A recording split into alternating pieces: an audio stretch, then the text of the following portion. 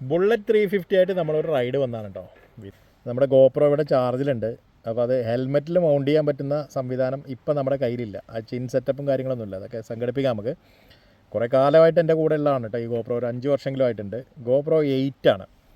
അപ്പോൾ നമ്മളിതാ first സർവീസിലേക്ക് അടുക്കുകയാണ്. 443 kilometre ആയിട്ടുണ്ട്. 500 കിലോമീറ്ററാണ് ഫസ്റ്റ് സർവീസ്. അപ്പോൾ അതിൻ്റെ ഒരു ഭാഗം ആ 500 തയ്ക്കുന്നതിന് വേണ്ടിയിട്ടാണ് ഈ ഒരു റൈഡ് ശരിക്കും പറഞ്ഞാൽ. പക്ഷേ അതല്ല കാര്യം മറ്റൊന്നാണ് കേട്ടോ. ഇതാണ് ഭവാനിപ്പുഴ. ഇതുവഴിയൊക്കെ ഇങ്ങനെ വേണമെങ്കിൽ ഇറങ്ങി പോകാം. പക്ഷേ തൊട്ടപ്പുറത്ത് നിങ്ങളിതാ ഇവിടെ കാണുന്നുണ്ടോ, ഈ കാണുന്ന ആ ഒരു സെറ്റപ്പ് അടാറ് സെറ്റപ്പാണ്. അതെന്ന് വെച്ചാൽ ഈ പുഴയിലേക്ക് ഇറങ്ങാനുള്ള ഒരു ഏരിയ ആണ് കേട്ടോ. ഇപ്പോൾ ഇവിടെ നരസിമുക്ക് എന്നൊക്കെ എഴുതി വെച്ചിട്ടുണ്ട്. അവിടെ ഒരു 4 കിലോമീറ്റർ സംതിങ് എന്നൊക്കെ കാണിച്ചിട്ടുണ്ട്. ഈ ഏരിയയിൽ ഇവിടെ നിന്ന് ബോർഡ് കാണുന്ന ഭാഗത്ത് നിന്ന് ഇടത്തോട്ട് നമ്മൾ ഇറങ്ങിക്കഴിഞ്ഞാൽ ഇതേപോലെ മനോഹരമായിട്ടുള്ള ഒരു സ്ഥലമുണ്ട്. ഇതേണ്ടോ, ഇതെന്താണ് ഇതിൻ്റെ ഭംഗി എന്നുള്ളത് ഞങ്ങൾക്ക് കാണിച്ചു തരാം. അങ്ങോട്ട് ഇറങ്ങിപ്പോയിട്ട് കേട്ടോ. നമ്മളൊരു വീഡിയോ ഇട്ടിരുന്നു നേരത്തെ, അത് വൈറലായിരുന്നതാണ്. ഈ ഒരു വീഡിയോയും വൈറലാകും തന്നെയാണ് കരുതുന്നത്. നോക്കാം. ഇതിപ്പോൾ അട്ടപ്പാടിയിൽ നിന്ന് വരുന്ന വഴിയാണ് കേട്ടോ. ഇങ്ങനെ വരാൻ പറ്റും. ഇതാണ് നമ്മൾ പറയുന്ന ഏരിയ. ഓക്കെ, ഇത് നേരെ നരസിമുക്കിലേക്ക് പോകുന്ന വഴിയാണ്. ഇപ്പോൾ ആളില്ല, കാരണം ഉച്ച സമയമൊക്കെയാണ്. ഇതാണ് നരസിമുക്കിലേക്ക് 4.25 കിലോമീറ്റർ നരസിമുക്ക്.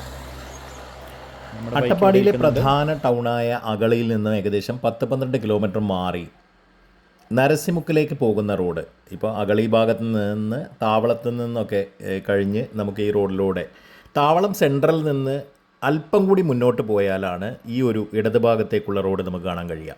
ഇതിലൂടെ നമ്മളൊരു 5 കിലോമീറ്ററെങ്കിലും സഞ്ചരിക്കുമ്പോഴാണ് നമ്മൾ ഈ ഒരു പുഴയുടെ കൃത്യം ഈ തീരത്തേക്ക് വന്ന് ചേരുന്നത്. പ്രളയകാലത്ത് ഭവാനിപ്പുഴ ദിശ മാറി ഒഴുകിയതിനെ തുടർന്നാണ് കരയിലെ മണ്ണൊലിച്ചു പോയി പകരം പുഴയുടെ തീരത്ത് വെളുത്ത മണൽ വന്നടിഞ്ഞ് അട്ടപ്പാടിയിലെ ബീച്ച് എന്ന് വിളിക്കാൻ തുടങ്ങിയ ഈ ഒരു സ്ഥലം രൂപപ്പെടുന്നത്. പ്രധാനമായും ചില തമിഴ് വ്ളോഗർമാരുടെ ചില വ്ളോഗുകൾ കാരണം അട്ടപ്പാടിയിലേക്ക് എത്തുന്ന സഞ്ചാരികൾ പകുതിയിലധികവും തമിഴ്നാട്ടിൽ നിന്നുള്ളവരാണ് എന്ന് പറയേണ്ടി വരും.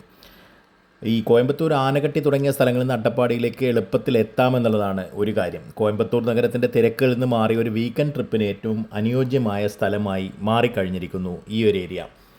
ഈ തമിഴ്നാട്ടിലെ ചൂടിൽ നിന്ന് രക്ഷ നേടാൻ അട്ടപ്പാടിയിലെ തണുത്ത കാറ്റും പുഴയോരത്തെ കുളിർമയും ഒക്കെ ഇവർക്ക് വലിയൊരു ആശ്വാസം കൂടിയാണ്. പിന്നെ ഒരുപാട് സിനിമ, സീരിയൽ ലൊക്കേഷനുകളും ഒക്കെ ആയി മാറിക്കഴിഞ്ഞു ഈ സ്ഥലം. പുഴയുടെ തീരത്ത് വിസ്തൃതമായി കിടക്കുന്ന മണൽത്തിട്ടയാണ് പ്രധാന ആകർഷണം. വൈകുന്നേരങ്ങളിൽ ഇവിടെ ഇരിക്കുന്ന ഒരു കടൽ തീരത്തിരിക്കുന്ന അനുഭവം നൽകുമെന്നാണ് അനുഭവസ്ഥർ പറയുന്നത്.